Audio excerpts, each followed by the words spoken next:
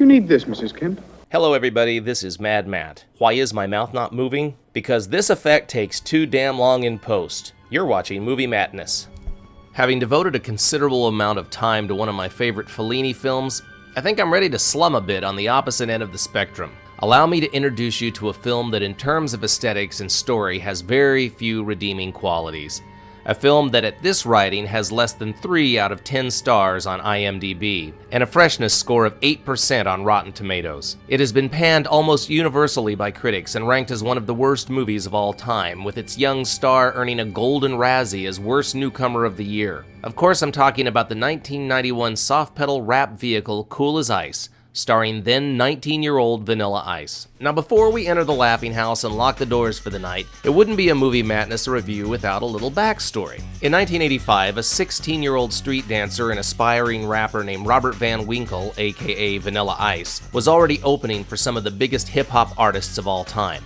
From Public Enemy to Two Live Crew to MC Hammer. After purchasing studio time and recording numerous tracks for his demo tapes, Vanilla Ice broke through in 1989 with his debut album Hooked, featuring his 2 smash hits Play That Funky Music and Ice Ice Baby. After signing with SBK Records, Hooked was later re-recorded as To the Extreme and re-released in 1990. To the Extreme became the fastest-selling hip-hop album of all time, spending 16 weeks on the charts, peaking at number 1 on the Billboard Top 200 and selling 11 million copies. In an effort to capitalize on their new cash cow, SBK saturated the public with Vanilla Ice, sending him on tour with MC Hammer, releasing a 12-inch Vanilla Ice doll, and attempting to sell Ice as a hot motion picture commodity with an appearance in the second Teenage Mutant Ninja Turtles movie and the featured role in Cool as Ice, a rough star vehicle in development in 1991. Cool as Ice was the first feature film of director David Kellogg, whose only other credits at the time were music videos, TV commercials, and a number of Playboy video calendars. But the director of photography was Janusz Kaminski,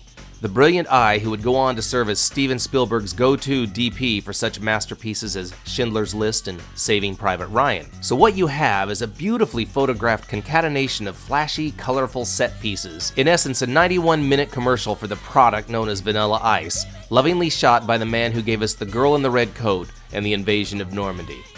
For the love of God, see this movie! In the film, Vanilla Ice plays Johnny, an Anglo-hip-hop circus clown leading his small African-American posse on a tour of the amber waves of grain like a bunch of ninja-riding Bedouins. In a remote village right out of a flyover state, Johnny falls for Kathy, played by Kristen Minter, a straight-laced honor student whose love of horses is so great that she earns a feature story on the national news. Along for the ride are Michael Gross from TV's Family Ties as Kathy's father, Candy Clark, whose acting resume includes American Graffiti and The Man Who Fell to Earth, as Kathy's mother. Former off-Broadway hoofer and comedian Dodie Goodman, most well known for her cameo in the Grease movies, as eccentric neighbor May.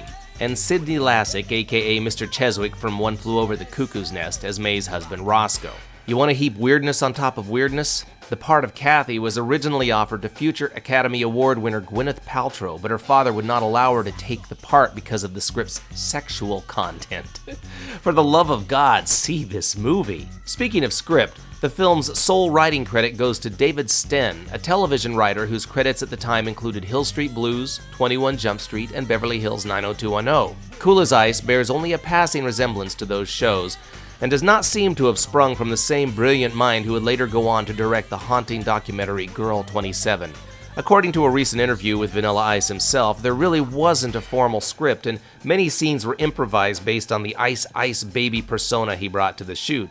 As such, the film's story falls together in a patchwork fashion like a quilt, which is kind of coincidental since Janusz Kaminski was DP on How to Make an American Quilt. The story of Cool as Ice has the logic of a school play written by a 5th grader. Johnny and his posse wrap their way across America on expensive-looking motorbikes, yet they seem to have no visible means of income. Are they a band? Then where are their roadies and equipment?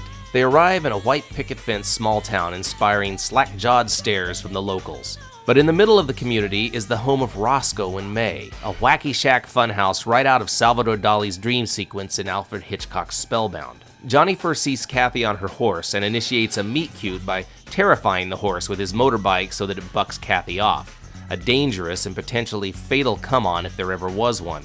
But the next morning, when she wakes up and finds him in her room, she doesn't scream or call the police. And how convenient is it that Roscoe and May's funhouse is just across the street from Kathy's parents, and that Johnny and his posse end up staying there while Roscoe does repairs on one of their bikes. How weird is it that Kathy's family is in witness protection, and that when the local news does a story on Kathy's love of horses, it is seen by corrupt cops who are looking for them.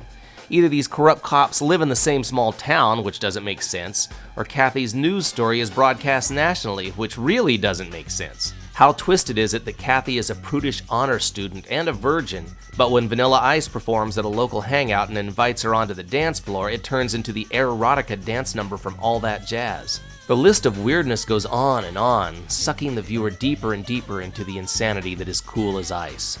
This film is a mess, a cross between Rebel Without a Cause, Footloose, and the Sugar Hill Gang, all hurled against the blank canvas with less calculation than a Jackson Pollock painting.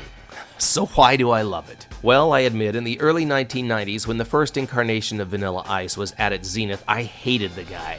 He struck me as little more than an overdressed pretty boy who couldn't string a decent hip-hop tune together without pilfering riffs from some of my favorite songs from high school. I rented Cool as Ice as a joke, something my friends and I could watch while wasted and talk back to the screen like a frat boy version of MST3K.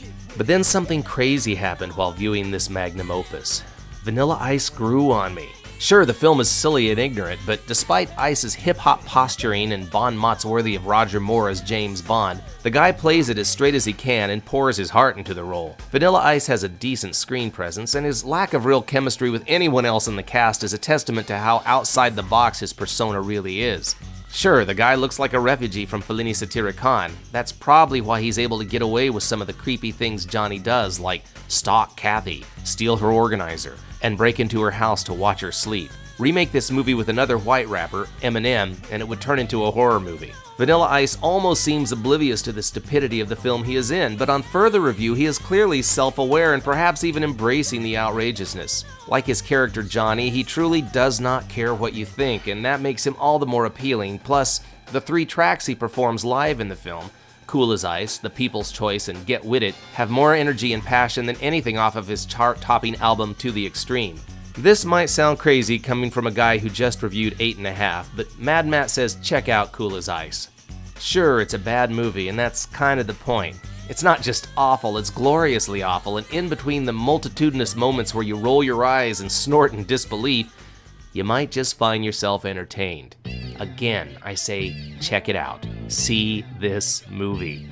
And if you really want to get the maximum enjoyment out of it, perhaps you should take some advice from Vanilla Ice himself. Roll 'em up, roll up the hootie back, roll 'em up, roll 'em up, roll up the hootie back, roll 'em up. All right, we've seen what you can do with a boy. How are you when they come a little bigger?